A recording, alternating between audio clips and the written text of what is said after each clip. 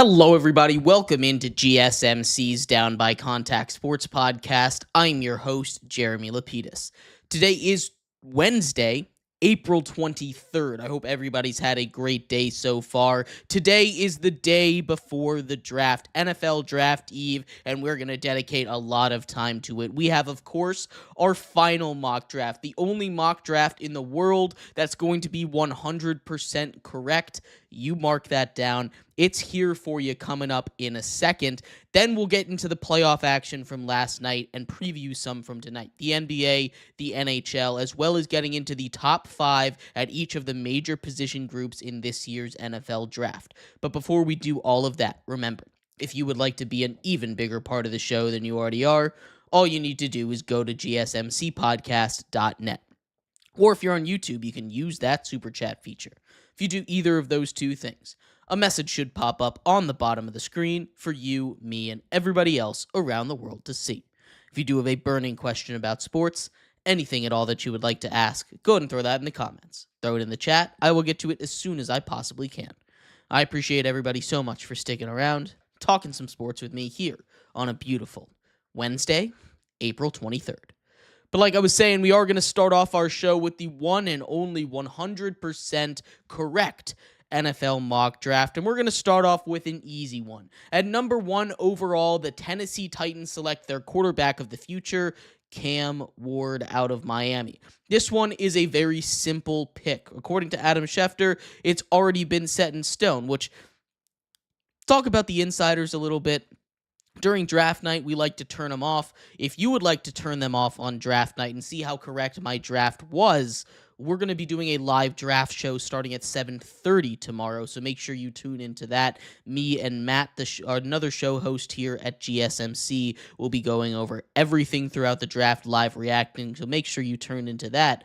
Because at pick number 2, we have our first of a kind of 50-50 on this one, where the Cleveland Browns, I have selecting the best overall prospect in this draft in wide receiver / cornerback Travis Hunter out of Colorado.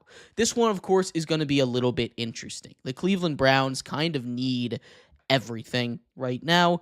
Getting a guy like Abdul Carter out of Penn State would be huge for them. Putting him next to Myles Garrett, that would be one of the best front 4 in the league immediately. But getting a talent like Travis Hunter is hard to pass up, and everything I've been hearing, it seems like Travis Hunter is a lock to go number 2 overall to the Cleveland Browns, unless, of course, they trade back. But at this point, I just don't think teams are going to be able to trade until at least late in that first round. We're talking around the 20s. At pick 3, the New York Giants select the best player available in edge Abdul Carter, the best defensive player here on the board, unless you're counting Travis Hunter, who can go both ways here in this draft. Abdul Carter is a freak of nature on the edge. He's going to join a really solid pass-rushing tandem that's already set up in New York, pairing him up with Brian Burns and Dexter Lawrence and Kayvon Thibodeau. That is going to be a very dangerous defensive line for the Giants. The question is, can they do anything with it? The New England Patriots sit at 4, and I could see them trading out of here, but instead I have them taking offensive lineman Will Campbell out of LSU. Will Campbell is the best offensive lineman on the board here. We can talk about potentially Josh Simmons, but he has injury concerns with him, so that's something that I think is going to hurt him a little bit further down the line.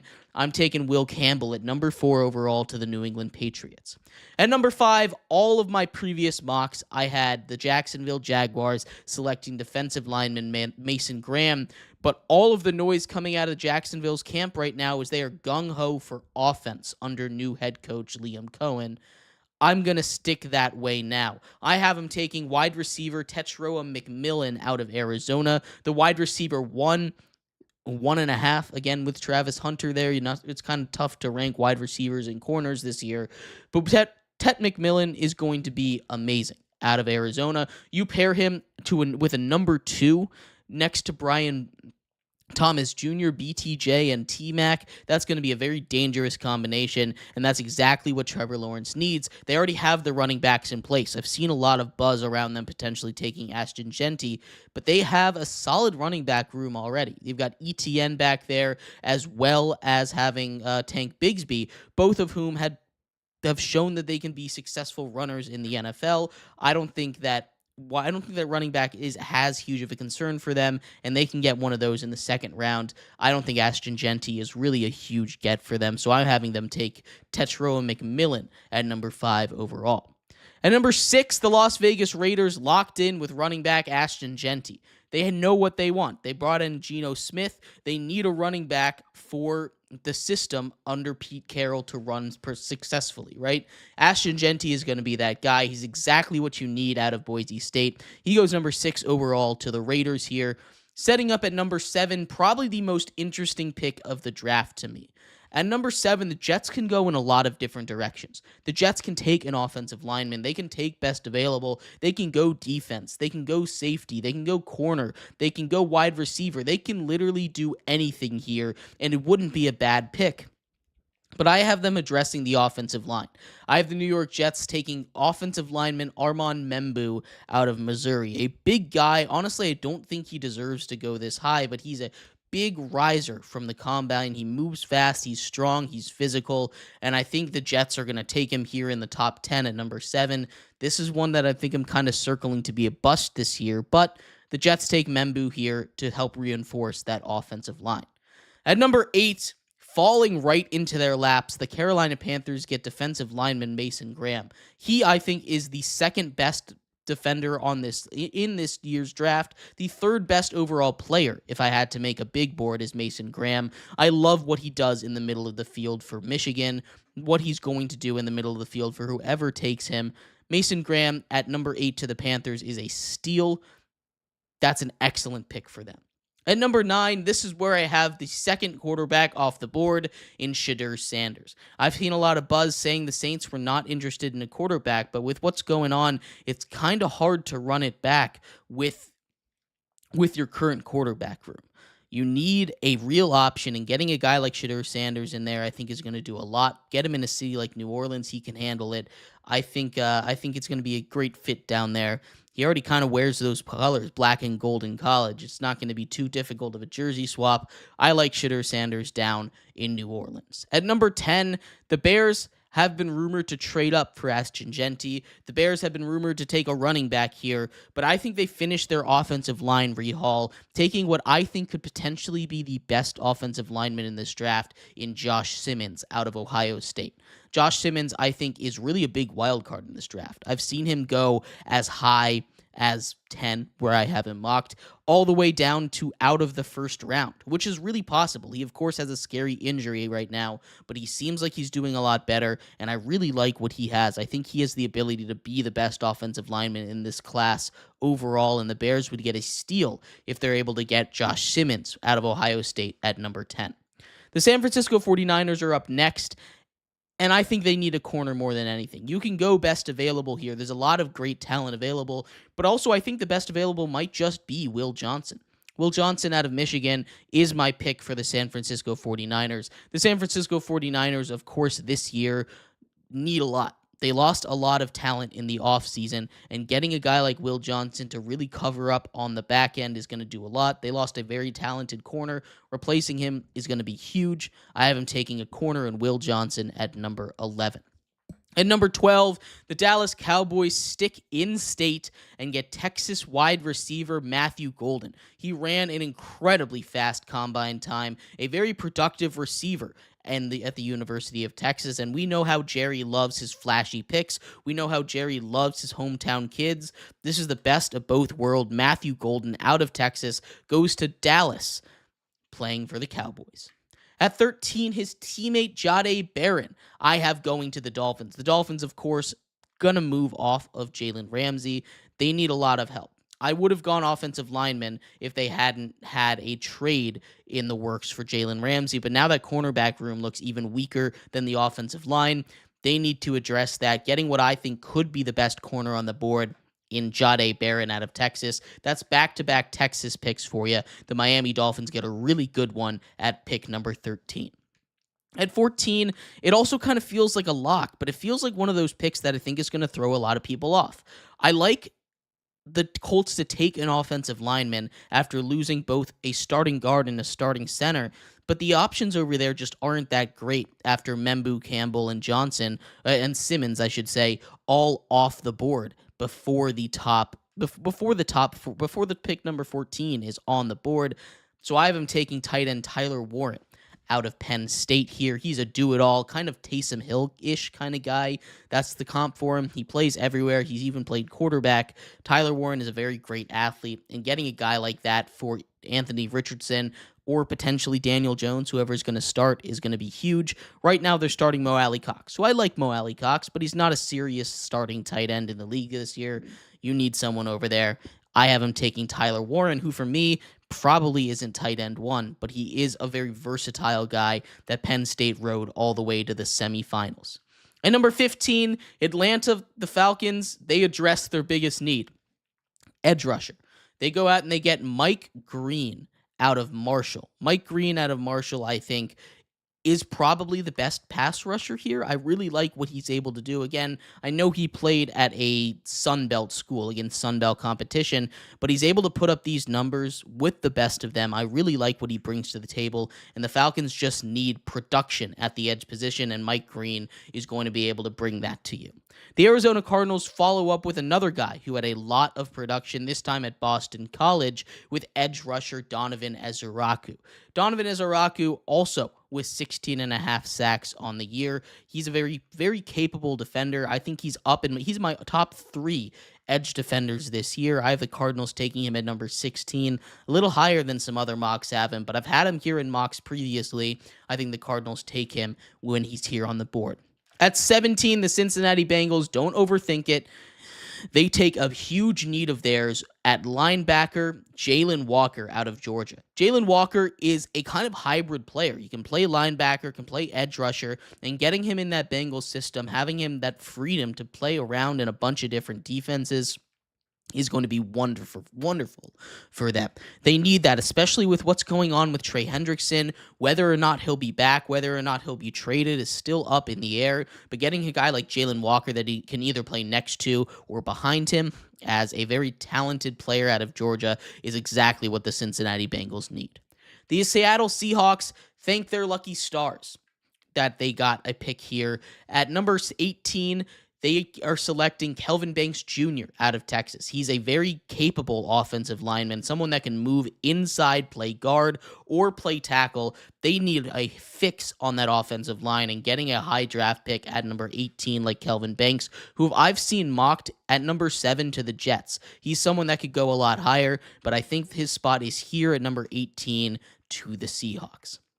At 19, another one that I've kind of been very popularly mocking is Jahad Campbell, the linebacker out of Alabama, to the Tampa Bay Buccaneers. That's probably their biggest hole right now. This is a Bucs team that's been very successful. They don't have a lot of holes on their roster, but getting a guy like Jahad Campbell, who's a true athlete, can take over when guys retire and step in right now, immediately be a very productive player. At number 19, I think the Bucs select Campbell out of Alabama. At pick 20, the Broncos on the clock could go in a lot of different directions. They could go and take a tight end. There's a couple great tight ends still available. I see them taking a running back here, though. I have them taking Omarion Hampton out of North Carolina. He seems to be that consensus number 2 overall running back in the NFL draft this year. It's a very deep class when it comes to running backs. I've got him in the top 5. Not quite at 2, but Omarion Hampton, I think, is someone that the Broncos could really use in Sean Payton, a physical, strong runner out of North Carolina. I'm having the Broncos take him at number 20. At number 21, the Pittsburgh Steelers, they don't go quarterback here. There's a lot of buzz around them taking a guy like Jackson Dart or a guy like Jalen Milroe. These 2 quarterbacks that would still be available here, potentially Shedeur Sanders if he was still available here. But I think they address a huge need after letting a guy like Larry Ogunjobi walk. They need a defensive tackle pretty badly. I have him taking the next best defensive tackle in Kenneth Grant out of Michigan. The Steelers address that hole. He's someone that some people are comparing with his teammate Mason Graham. I just don't see that. He's not quite as good there, but that is a really solid pick to fall to you at number 21. At 22, Jim Harbaugh gets another Michigan man in tight end Colston Loveland out of Michigan. The Chargers need pass catchers, whether that's a wide receiver or a tight end. They just need more skill positions. But we know how Harbaugh loves to play. Getting a guy like Loveland, who played in his system before, has some of the best hands in college football. Loveland, I think, is the best tight end in this class. I think he falls to number 22 to the Chargers. At 23, there's a lot that the Packers could do. They could continue their seemingly stand of not taking an offensive weapon at all in the first round, but I think they need to. I have them taking Emeka Egbuka out of Ohio State. I think he's the best wide receiver on the board left. He's someone that I think I've mocked to the Packers a whole lot over these last couple months, but I really do love this fit. Get him on the inside. When you have Christian Watson healthy again, he can go on the outside. You have Romeo Doubs on the outside as well. That's a really solid group right there. I love Egbuka. He's someone that can step in and immediately pay dividends. At 24, the Minnesota Vikings have Walter Nolan fall to them. He's fallen a lot. I've seen him get some buzz all the way into the top 10.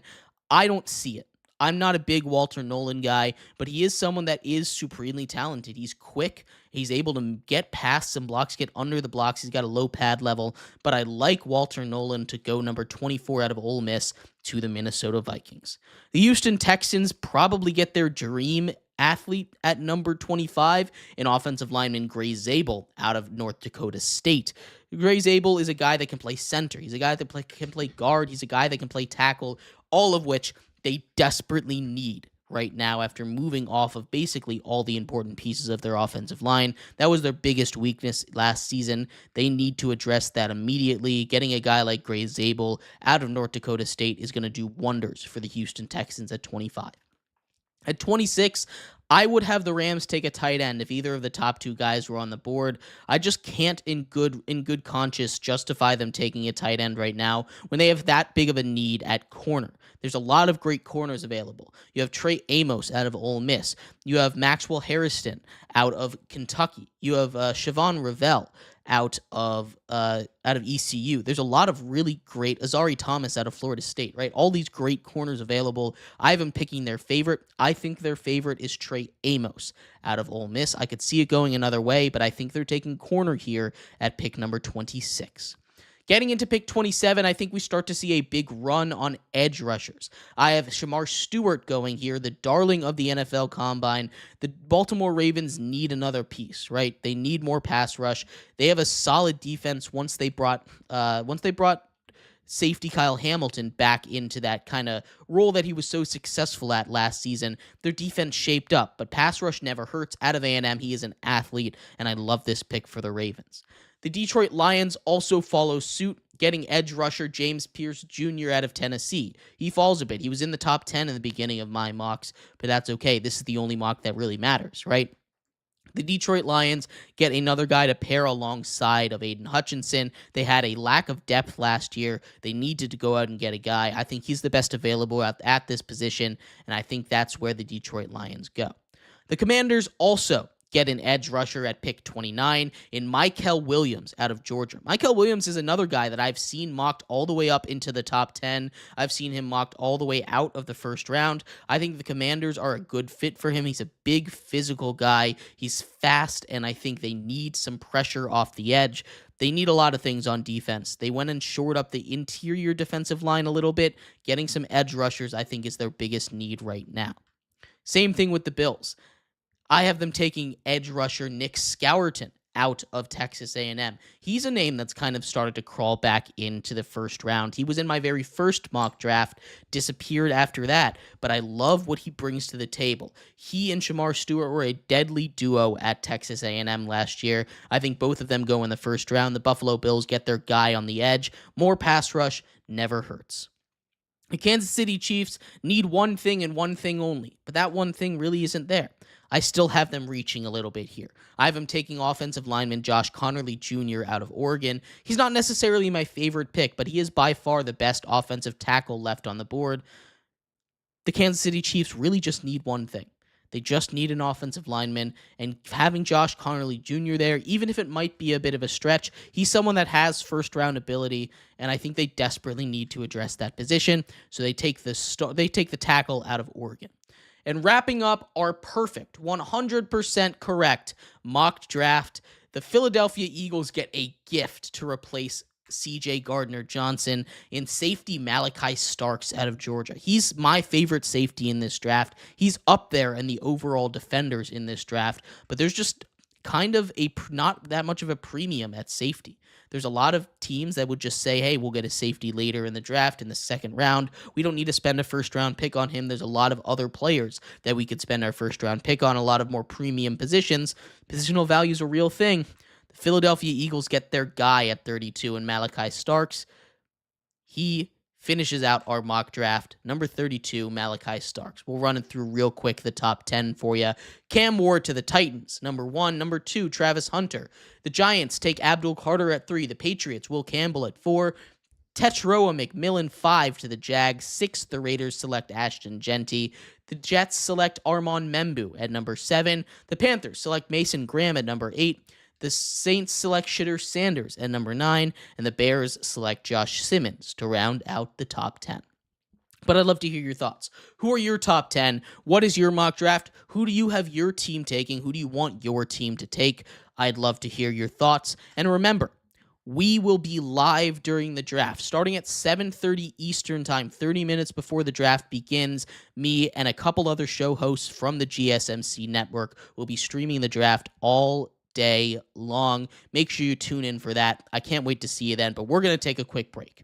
When we come back, we turn our attention to the playoffs because it's not just draft season, it's also playoff time. We have not one but 2 leagues with playoffs going on. We're going to dip our toes into NBA playoff action, talk about what happened last night with Luka Doncic and the Lakers evening the series, as well as what's happening tonight and what will go on tonight between the Rockets and the Warriors. We'll be right back here on GSMC's Down by Contact Sports Podcast.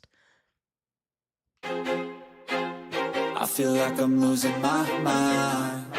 Is everybody in the world blind? Please, Lord, give me a sign, a sign. I feel like I'm losing my mind. Is everybody in the world blind? Please, Lord, give me a sign, a sign. I wanna be the greatest. Everybody on the fake shit. I look around and feel like everybody is the fakest. I make this every day and I'm impatient, hoping one day I blow up from the basement. Statement, the top is so vacant. I don't hear shit that I think is amazing. Waiting for my day when I'm playing sold out shows for 1,000 faces. Hey, give me that crown, get in my way and to be put down. It ain't your place, all this my town. If I want that shit, then I'll get it right now. I'm losing it, the noose it fits, I'm losing shit. A stupid myth, you choose to live or choose to dip. You choose to fight or lose your grip and lose a gift. I feel like I'm losing my mind. Is everybody in the world blind? Please, Lord, give me a sign, a sign. I feel like I'm losing my mind. Is everybody in the world blind?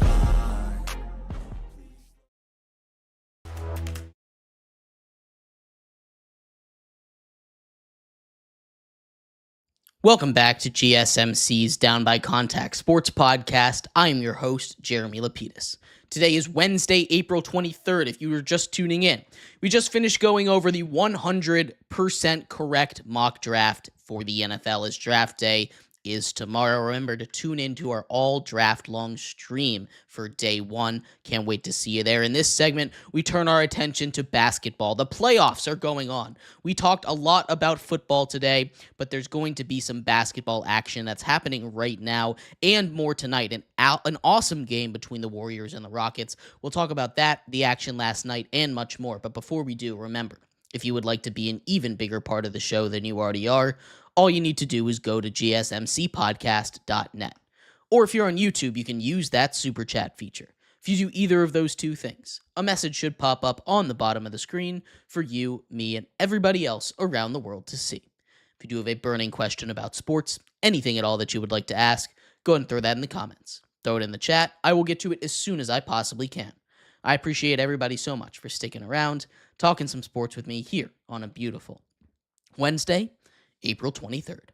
But like I was saying, we are going to get into what's going on in the NBA. We'll start off with the action from last night, and what a better place to start than Luka Doncic and the Los Angeles Lakers. Luka goes for 31 points, his second straight game at 30 points. He is an absolute menace when it comes to playoff action. The Lakers win this game in a little bit of scary fashion, 94-85. Neither team could really make a shot at the end of this game.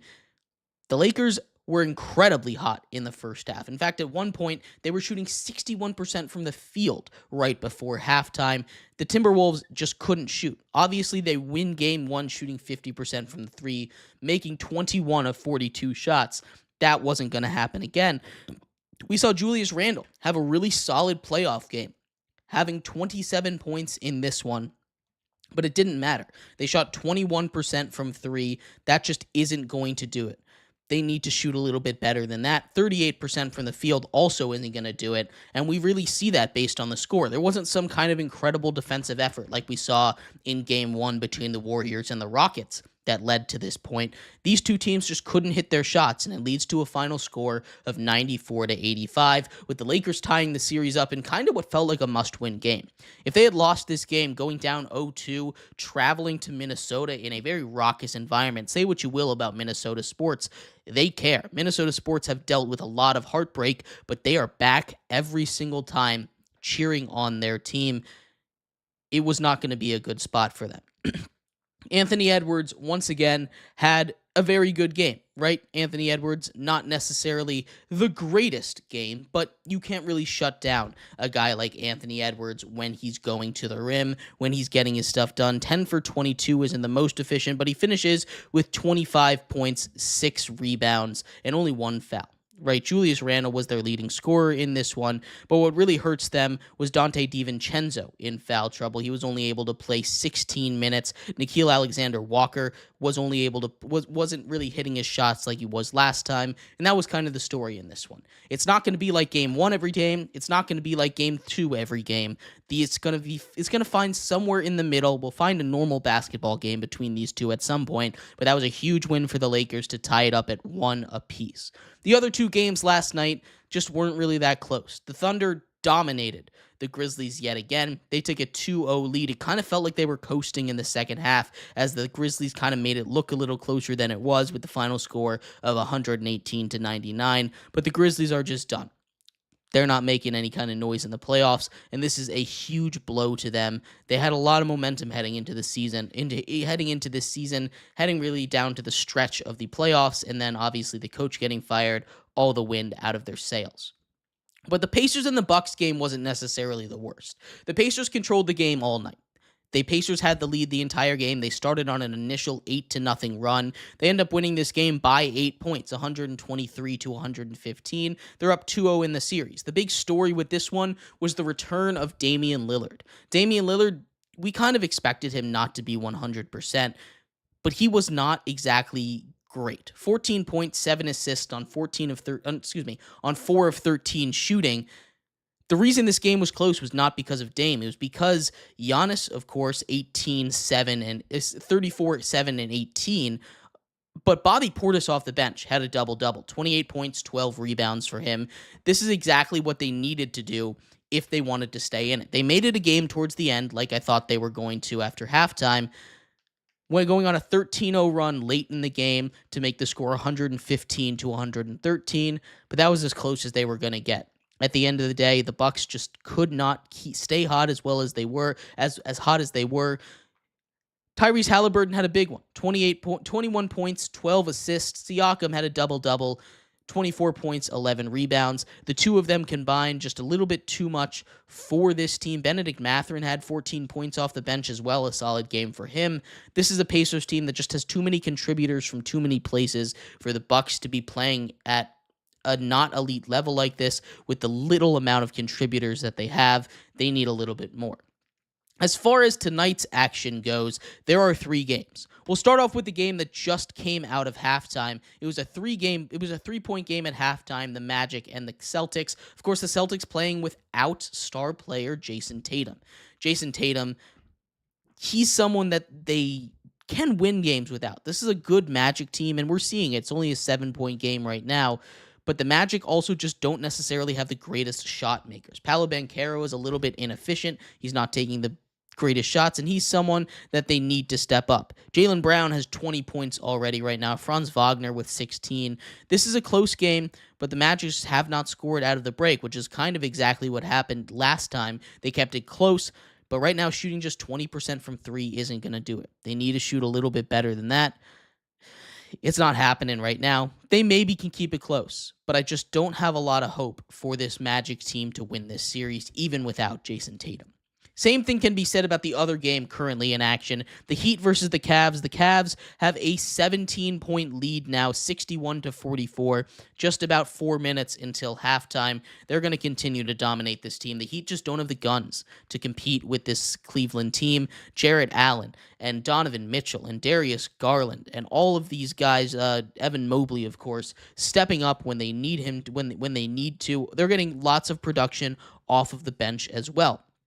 Right now, the Cavs' leading scorer is Max Strus, followed by Evan Mobley. None of their stars are in double digits other than Evan Mobley right now, but you still have 61 points. It's just an even spread of all of these guys coming in, playing efficient basketball. They're shooting 65% from three right now. There's nothing you can do about that. This Heat team just doesn't stand a chance tonight.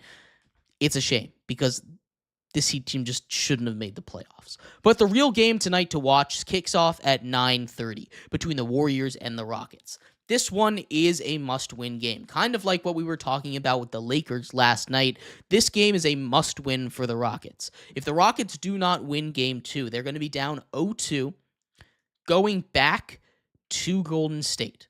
This is a veteran team. This is a loud environment. This is a team that's on the tail end of a dynastic run with Steph Curry and playoff Jimmy. This is not going to be easy for a young Rockets team to come back, but we saw some glimpses of a team that could compete, right? They ended up losing last game by 10 points. They were down 20 at some point.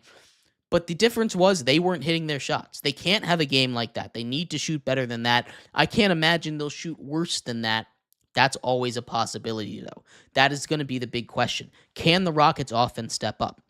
Because these two defenses, they're going to do their thing. Steph, he's going to do his thing. Jimmy, he's going to do his thing. I'm taking the Rockets in this one. They've just got a little bit too much on their plate, a little bit too much juice to lose this one at home. The way that they were able to crash the boards, get those rebounds with Steven Adams and Alperen Şengün, the way that Şengün played in Game 1 really gives me a lot of hope. Again, I don't think Van Vliet's going to shoot 4 for 19 every single game. I don't think that Jalen Green and Amen Thompson are going to combine for 15 points in every single game. I just don't think they're going to have that kind of lack of offense every single game. And with the way that Alperen Şengün is playing, they needed him to have a great series. He just needs to keep that up, and I think the Rockets will be able to take care of business in Game 2, make this a close series as they head over to Golden State. But that is a huge, huge matchup to watch. Draymond Green versus Alperen Şengün, potential defensive player of the year versus a really talented young Rockets squad and a very talented young Rockets all-star. But I'd love to hear your thoughts. What do you think of the games last night, the Lakers getting a win? What do you think of the games today and tonight going on right now? I'd love to hear what you think. We're going to take a quick break. When we come back, we turn our attention to the other league in the playoffs right now, that being the NHL. The Maple Leafs got their overtime winner, a hero, from Max Domi. We'll talk about that. We'll talk about the other action from last night, as well as the action going on right now, as a couple games have already tipped off. We'll be right back here on GSMC's Down by Contact Sports Podcast. Looking for your daily fix of sports talk without having to pay for it? GSMC Sports Network is available on YouTube. Just search GSMC Sports Network. Get your fix of daily sports talk shows on YouTube, absolutely free. NFL, college football, NBA, MLB, MMA, UFC, fantasy football, and so much more. GSMC Sports Network has shows running all day long, with new sports shows starting every 2 hours. Just like on your favorite cable sports channel, except GSMC Sports Network is absolutely free. Just search GSMC Sports Network on YouTube to catch one of your new favorite shows, like the GSMC College Football Podcast, Chip Shot Football Podcast, Hoops and Heels Women's Sports Podcast, GSMC Basketball Podcast, and so many more. Check it out for yourself. GSMC Sports Network, Now available on YouTube absolutely free. Search GSMC Sports Network on YouTube right now.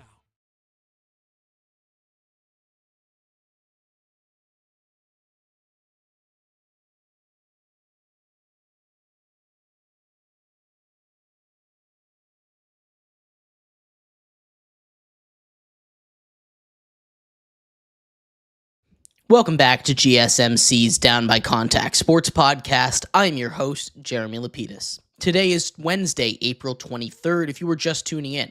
We just finished going over all of the action from the NBA last night, as well as the action going on tonight, and previewing the Rockets and Warriors Game 2. In this segment, we do a very similar kind of talk, this time about the world of hockey. We'll go over all the games from last night, as well as the games tonight. But before we do, remember, if you would like to be an even bigger part of the show than you already are, all you need to do is go to gsmcpodcast.net. Or if you're on YouTube, you can use that super chat feature. If you do either of those two things, a message should pop up on the bottom of the screen for you, me, and everybody else around the world to see. If you do have a burning question about sports, anything at all that you would like to ask, go ahead and throw that in the comments. Throw it in the chat. I will get to it as soon as I possibly can. I appreciate everybody so much for sticking around, talking some sports with me here on a beautiful Wednesday, April 23rd. But like I was saying, we are going to get into what's going on the ice. The NHL playoffs also hot going on right now. We'll talk a little bit about the action from last night, starting off with the first game where the Hurricanes extended their lead 2-0 on the series with a 3-1 victory. Of course, one of those on an empty net, one of those coming shorthanded, so they kind of canceled each other out. The Devils came out hot in this one. They were shorthanded. They didn't have the players they needed. Luke Hughes out in this one. He was the third highest minutes getter for them last in game one. They came out exactly what they needed to. They were physical. They were fast. They got the first goal. Then they were shut down. The Hurricanes came back in this one, and it doesn't feel like the Devils really have a shot right now. It kind of feels like those 1-8 matchups in the NBA right now. The Hurricanes, a very talented team. The Devils are just a little bit too injured right now to really stand a chance against a very, very good Canes squad. Coming back to New Jersey, though, give them some life. Things can still happen. The next game up was between the Maple Leafs and the Senators. This one went to overtime. You can't have a boring day in hockey, right? The Maple Leafs and Senators, the Battle of Ontario. These two teams, not very big fans of each other. Of course, the Maple Leafs dominated them 6-2 in game one. It seemed as if it was going to start that way again. John Tavares had 2 points in the first period, extending a lead to 2-0. And that lead held for a long time, but the Senators crawled their way back. Linus Ullmark stepped up. He locked down for the rest of the day. The Senators forced overtime, tied at 2, where Max Domi was the hero for the Leafs. Late into the period, Max Domi finds a space in the slot, gets a pass, spits it right past Linus Ullmark to give them a 2-0 commanding series lead.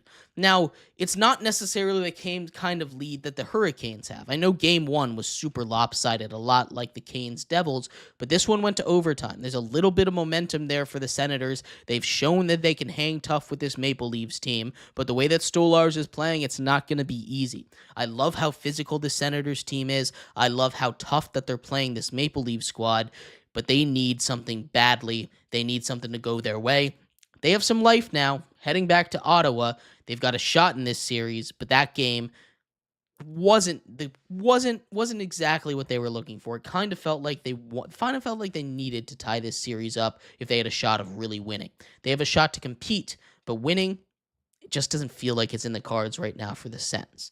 The other two games last night weren't necessarily that close. The Panthers, in the last series to puck drop, the Panthers destroyed the Lightning in the Battle of Florida 6-2. The Panthers now have a 1-0 lead in that series. They just were dominant in all aspects of that game.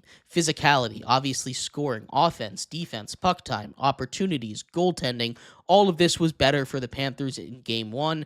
I think the Lightning ultimately come back and win this series, but that was a very, very strong showing from the Panthers, and it's not going to be easy, even if it is a rivalry series. And the final game from last night, very similarly, the Wild came out and dominated. An 11 p.m. Eastern start time is kind of crazy, but the Wild needed it. They came out fast in that one. Kirill Kaprizov, star player for the Minnesota Wild, finished with 3 points in this one, 2 goals and an assist. Over the first 2 games of this series, he already has 5 points, 2 goals and 3 assists. Last game was very close, game 1. If the Wild keep playing like this, they could put the Knights on upset alert. The late night game really did wonders for the Wild.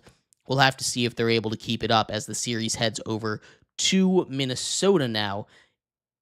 This is going to be really close. Minnesota, a wild card team right now. They're not playing like it. They're playing like they were in the beginning of the season, and this is going to be a really, really fun and competitive series to watch.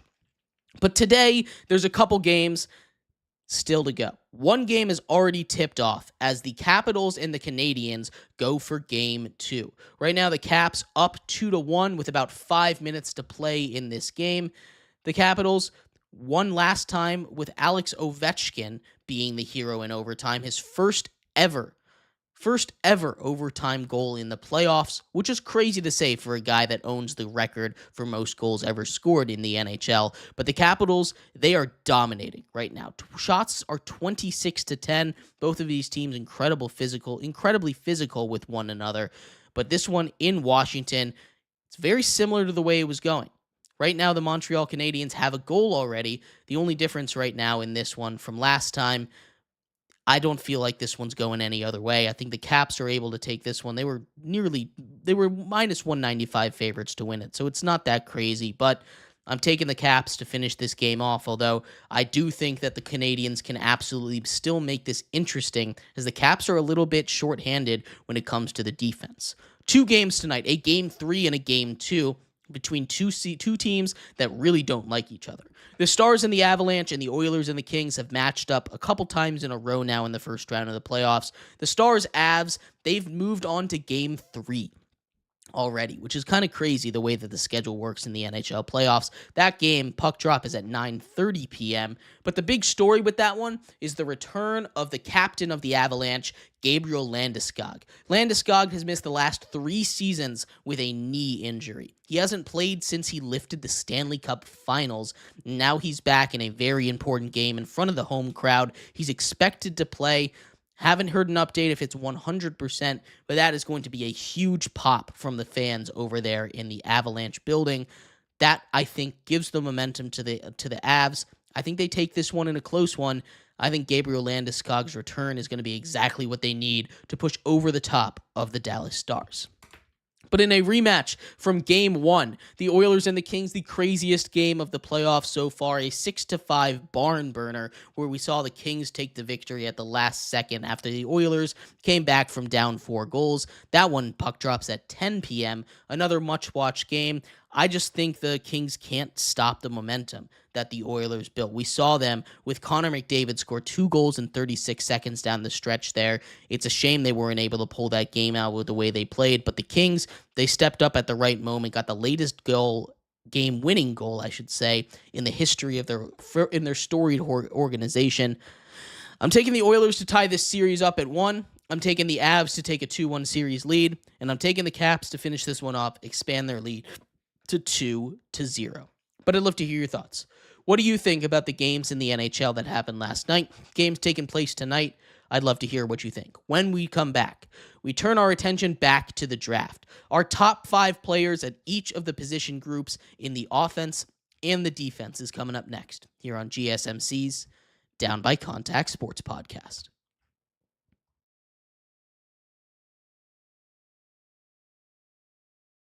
For the best and latest podcasts available anywhere, go to the podcast app on your cell phone and type in GSMC to access free content-rich podcasts on health and wellness, book reviews, sports, entertainment, relationships, social media, movies, technology, finance, and even weird news. Subscribe and download the GSMC Podcast Network's family of shows, available everywhere podcasts are found.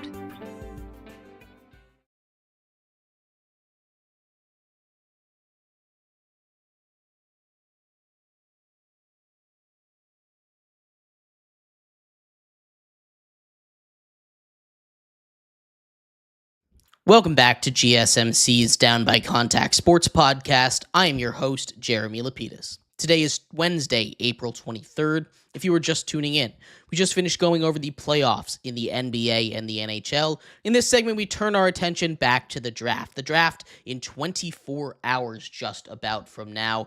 In this segment, we'll talk about the top 5 at each major position group in the NFL offense side of the draft. But before we do, remember, if you would like to be an even bigger part of the show than you already are, all you need to do is go to gsmcpodcast.net. Or if you're on YouTube, you can use that super chat feature. If you do either of those two things, a message should pop up on the bottom of the screen for you, me, and everybody else around the world to see. If you do have a burning question about sports, anything at all that you would like to ask, go ahead and throw that in the comments. Throw it in the chat. I will get to it as soon as I possibly can. I appreciate everybody so much for sticking around, talking some sports with me here on a beautiful Wednesday, April 23rd. But like I was saying, we are going to get into the top 5 at each position on the offensive side of the ball in the NFL draft, starting off with the most important position overall, the quarterbacks. At number 5, we'll start off strong. Louisville quarterback Tyler Shough. He's an older quarterback, which is the biggest knock on him. I don't really have a first round grade on Tyler Shough, but Tyler Shough is someone that has the arm talent. He's the most NFL ready guy right now out of everyone in the class, but he is a little bit older. There are plenty of concerns, injury history with him. He's still a solid quarterback. I've got him as number 5 in this year's draft. At number 4 is where we start to get to the first round rumors. Not really those first round picks, I think, but a first round rumor. And I have Jackson Dart here at number 4. I've seen him mocked as high as number 4. I've seen him not mocked at all. Of course, I don't have him mocked in my draft, which means he's not going to go, of course. But he's still someone that's tall, has a cannon for an arm. He's just someone that I don't really trust in the grand scheme of things. I don't think he's quite ready. But if you get him in the right system and you develop him, he could turn into something. At number 3, my QB3 in this draft, I've got Shedeur Sanders. Shedeur Sanders at QB3 for me might feel like blasphemy. He's one of the most accurate quarterbacks ever in college football. A 74% completion percentage is crazy, but he holds the ball a little bit too long. He isn't really the greatest athlete, and he's not going to be able to avoid sacks like he did in college in the NFL, which is kind of the same problem that Caleb Williams ran into, but he just doesn't have the same arm talent as Caleb Williams, and because of that, Shedeur Sanders, I think, is my 3rd quarterback in the NFL draft. My number 2 quarterback, also not quite ready. Jalen Milroe, though, is someone that could turn into something crazy. I am a sucker for these guys with physical tools that can run the quarterback, that can run the ball as a quarterback, right? We talk about Josh Allen. That one was correct. We talk about Anthony Richardson. I'm going to say jury's still out on him, but probably that one didn't work out. Jalen Milroe, I think, falls into a very similar category. He's a very talented runner. His arm is just a little bit inaccurate. He's got incredible arm talent, though, and I love what he could become. He's not ready to be a starter in the NFL, but again, you get him in the right system. You develop him, he could turn into something very, very special immediately. I love him. He's my QB2 in this draft. My QB1, though, shocking. I know, it's Cam Ward. Cam Ward, his pocket presence, I think, just puts him above and beyond everybody else in this draft by about 50 million miles. I got Cam Ward as my QB1. But moving on to the running backs here, this is an incredibly deep class. You have probably 10 running backs or so that I think are worth getting drafted, at least more so that will be taken in the undrafted side of things. But my RB5 is Damian Martinez. Damian Martinez out of Miami is incredibly talented. He's someone that's big, physical, and can run through anybody. He's my RB5. My RB4 is Travion Henderson out of Ohio State. You could go either way with him or Quinshon Judkins. I like both of them, but I think his receiving upside is a little bit more for Travion Henderson, and because of that, he falls into my number 4 slot. My RB3 is Omarion Hampton. I love Omarion Hampton. He's a big physical runner. He just doesn't quite have the burst that I'm looking for out of North Carolina. He's still someone that I think will go in the first round, though. Number 2, you're talking about a big physical guy that can break tackles and has burst.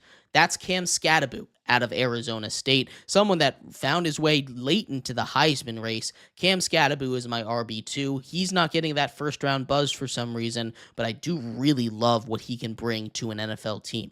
And my number 1 running back, guess, it's Ashton Jeanty. He is one of the best running back prospects we've seen maybe ever. Definitely since Saquon Barkley and Adrian Peterson. He is incredible what he's able to do, breaking tackles, getting into open space. He has the ability to be a pass-catching back. We didn't see it last year, but still, Ashton Jeanty, runner-up to Heisman, is my RB1.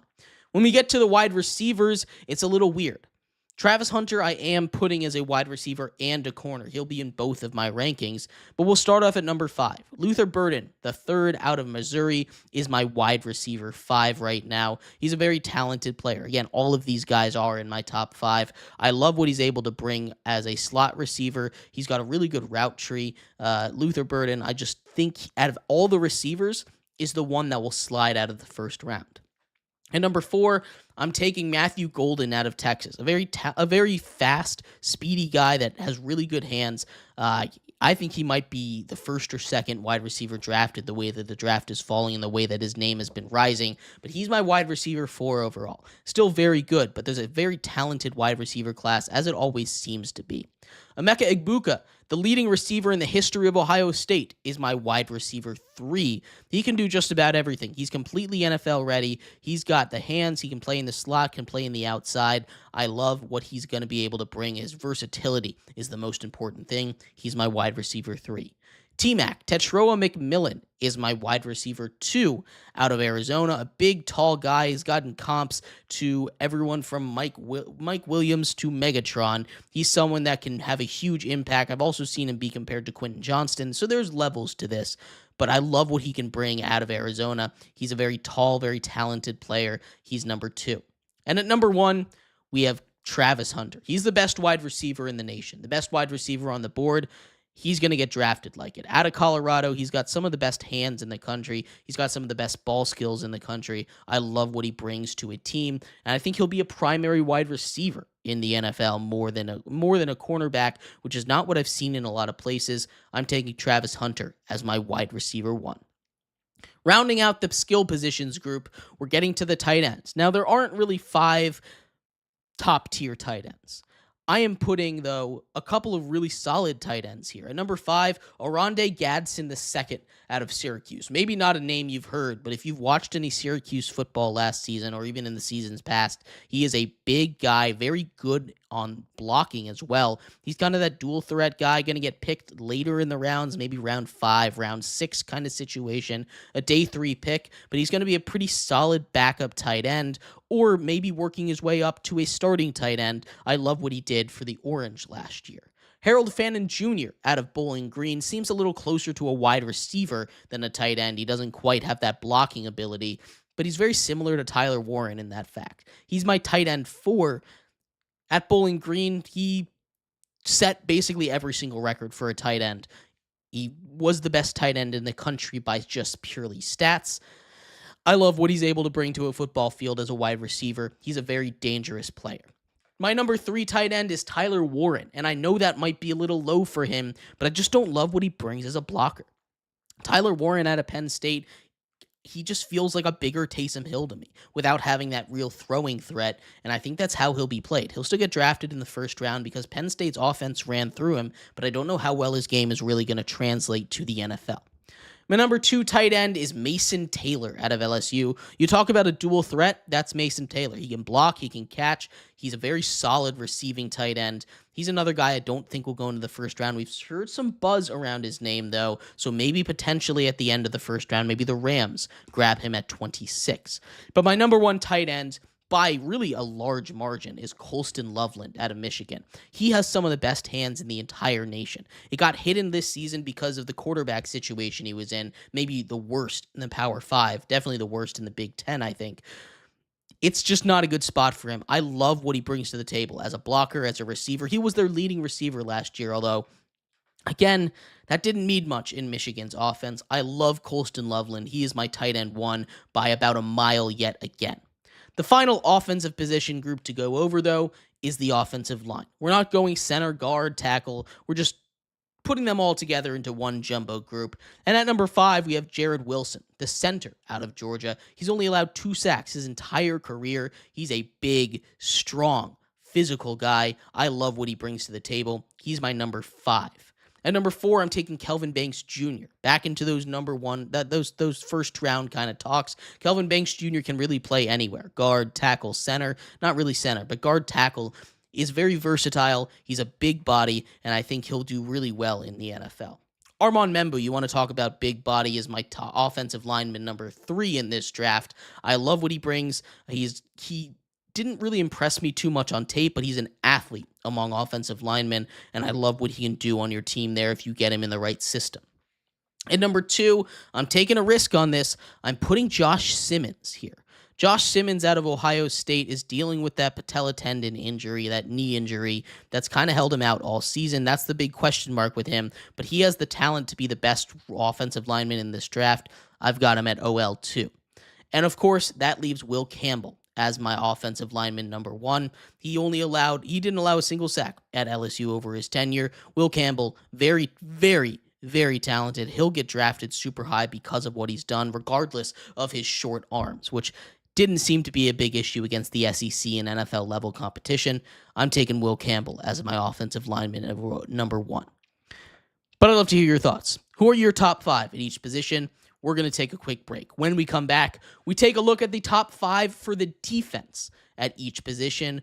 Edge, defensive lineman, cornerback, safety, and linebacker. That's coming up next here on GSMC's Down by Contact Sports Podcast.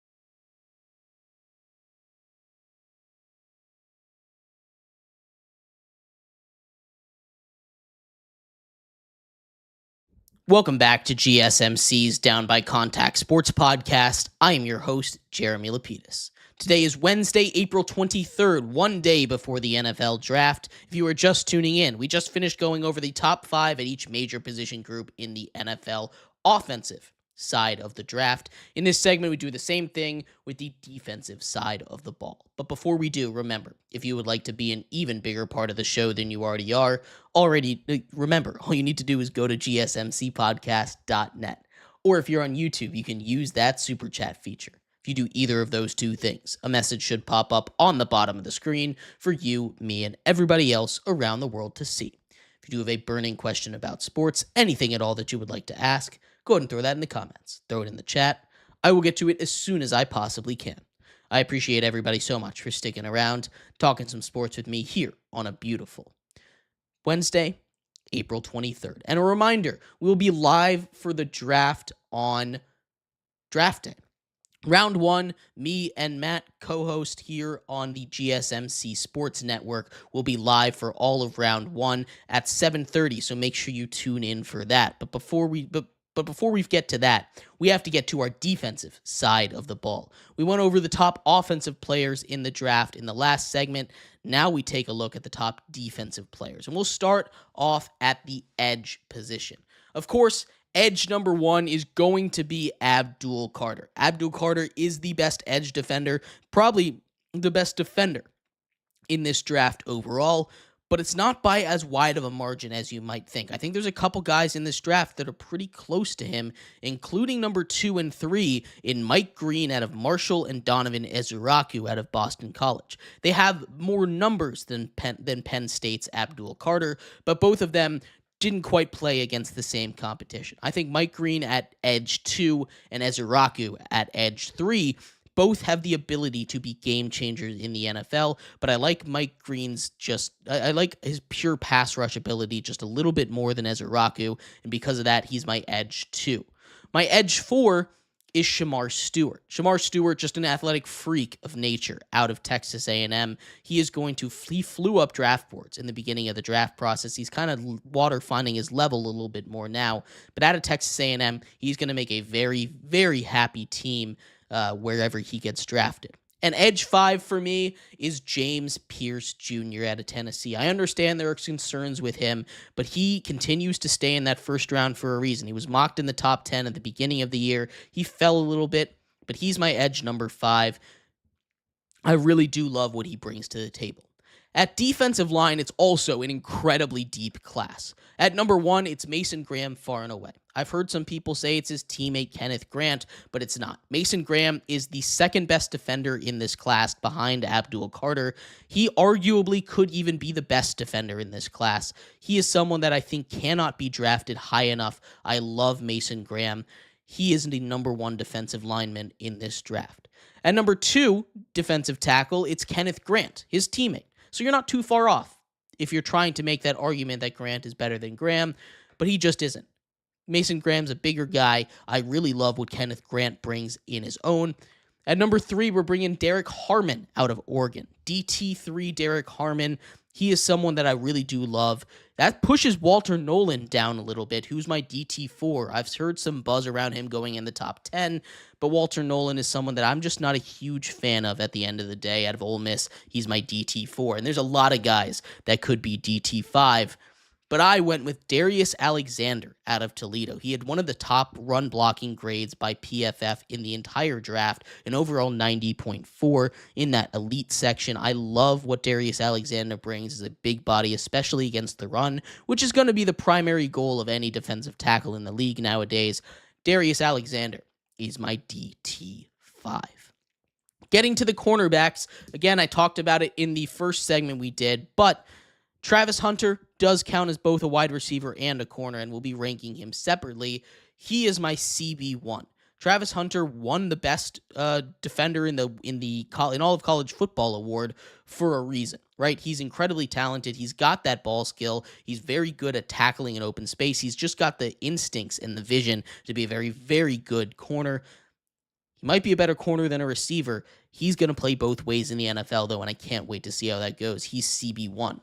CB2, though, is Jahdae Barron out of Texas. I love Jahdae Barron. He's a big, physical, and fast corner. Exactly what you need. He's got a bit of a boxing background, so he's very good with his hands. Jahdae Barron is the exact kind of corner that I'm looking for in that 10 to 13 kind of range, where I think we'll start to see a little bit of a run on corners.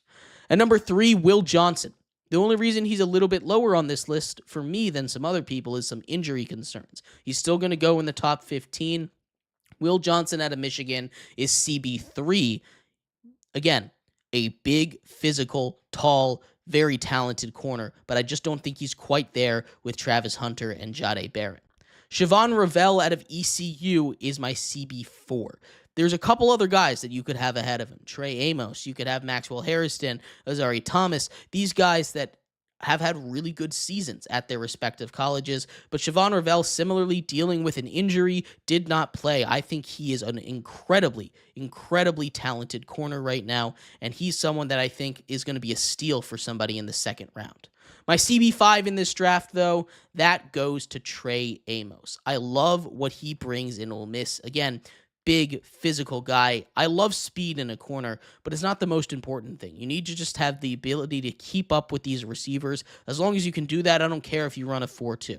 I love what Trey Amos can bring in coverage, in zone, and man, and because of that, his versatility, I have him as CB5. Moving on to the secondary partners of the corners, the safeties. There's a lot of good safeties in this class. I've got Malachi Starks as my safety number 1 out of Georgia. He's someone that I think will go in the first round. Not something we see a lot of safeties do, although we've started to see it be a trend a little more recently after guys like Kyle Hamilton went out of Notre Dame. At number 2, I've got Andrew Makuba out of Texas. I love what he brings. Big physical hitter. He's got the ability to play very solid coverage out of Texas. He's my safety number 2.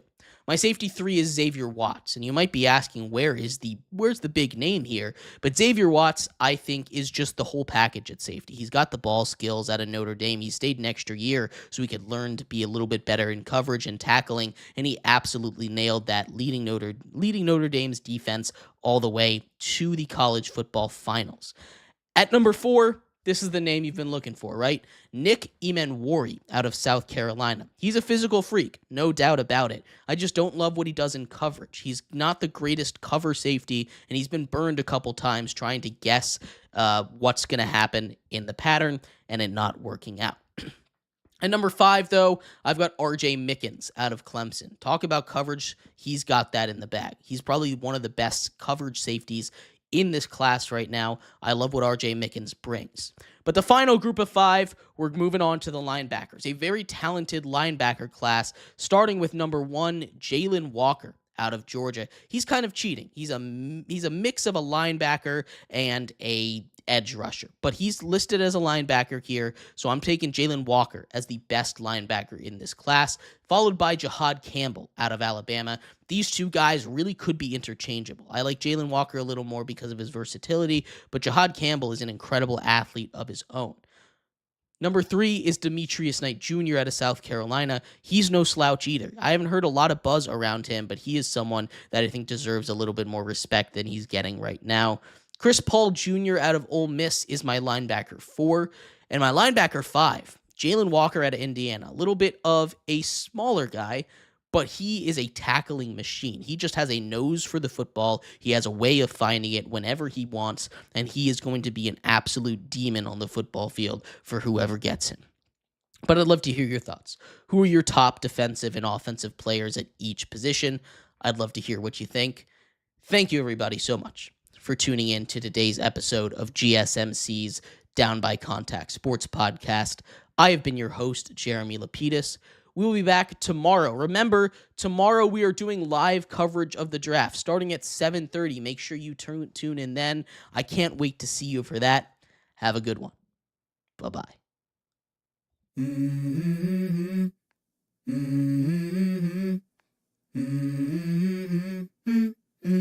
Let's go.